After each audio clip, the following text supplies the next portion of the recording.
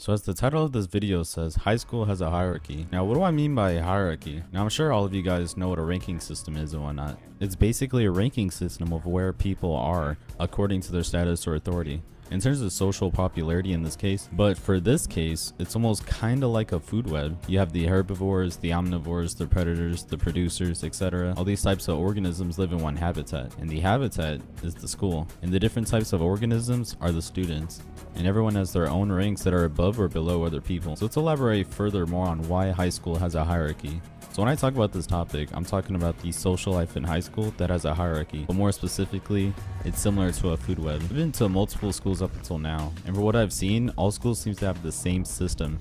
So I decided to talk to you guys on how this is true. Let's start at the very bottom, or the lowest rank. We have the producer, essentially the plants, grass, anything that can absorb the sunlight and make its own food. These types of students are the bookworms, or the smart kids. They're able to get practically 100% of the energy from the sun, which is the teacher, and turn it into foods for themselves, to be translated to them being able to take notes and make complete understanding of the lesson and continue to make straight A's. They're not the most popular, but they are important. Just like in a food web, they give energy to the herbivores or the omnivores. In other words, they help some students when reminding something is due, or help students with their homework or study. The producers, aka the smart kids, they're not very outgoing or well known, and instead they're mostly hidden under their studies and work. They're very hardworking students who have a long-term goal in the future. And then going up the list, we have the herbivores, aka the nerds slash average students. Herbivores basically eat plants and any type of greens only. These type of students are not outgoing, but they are not unnoticed, unlike the smart kid. Instead, they're laid back and chill. They don't care too much about social popularity. These are the type of students that are relaxed and don't really care all too much on what they wear. They basically just go to school, get it over with, go home, and do whatever it is they do. They're not as smart as producers, but they do make consistent B grades throughout. But they're only familiar by face and not known by any other means. And then next, we have the omnivores, aka the entertainers slash jokesters. Omnivores eat both meat and plants. So what I mean by the entertainers is they have a place in both the herbivore groups and the carnivore groups. They can be chill and relaxed as well as loud and outgoing, while still maintaining a comedic entertaining style that allows these kids to be well known by almost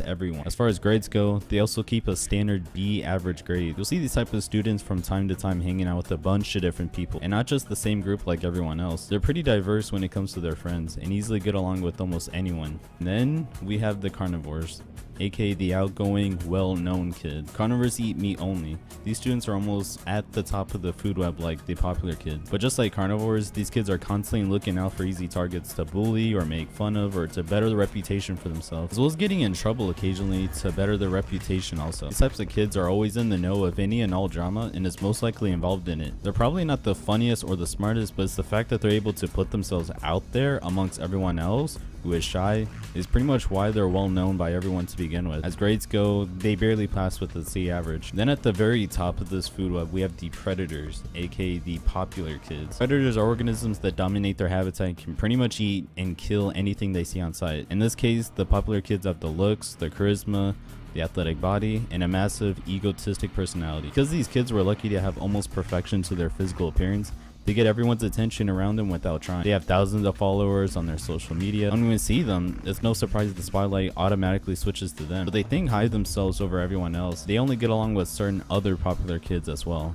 To them, it's competition, just like the other predators. Though they're dumb as fuck, good looks is all they have, and they barely pass with the C average, or mostly a 60 failing average. I mean, they're pretty dumb. Same goes with their personality. It's bad shit boring as well. And last but not least, we have the parasites. The parasites are nowhere to be found on the food web, and instead are blended in with whoever they want. These are the two-faced slash puppet master students. So parasites live off another organism in a parasitic relationship. They feast off the host, while the host is suffering one way or another. In other words, these kids are quite rare in any given schools, but there's always at least one or two of these kids somewhere. And because these kids are two-faced or able to blend in any group just to use them for their own purposes, you almost really can't identify who they are. The only way you can, however, is if they're an only child. About 90% of the time, these two-faced kids are an only child. These kids could care less about what people feel and instead use almost everyone they can just to be known or copy their work. Their main goal is to survive socially, and that's it. Now, I'm not going to say who I am in the food web or the hierarchy. I'm actually just going to leave that for you guys to guess.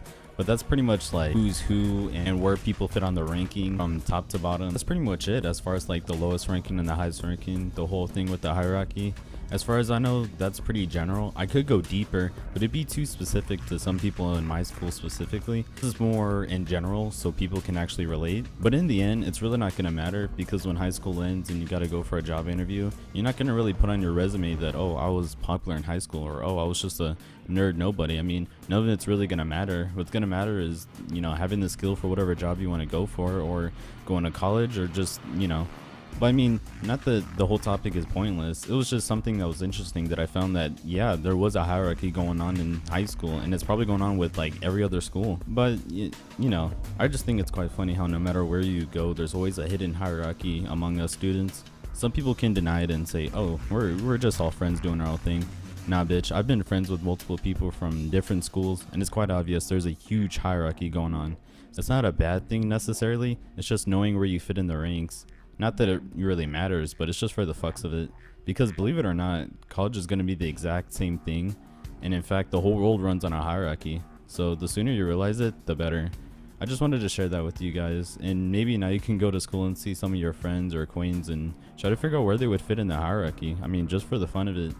So anyways, to close this off, I would like to thank my 25 subscribers. I know it's not really a lot or anything, but mind you, I do appreciate the subs, even if it's not that much. You guys know who you are. Thank you so much, and I'll keep making content for you guys. I'll see you in the next vid. Later.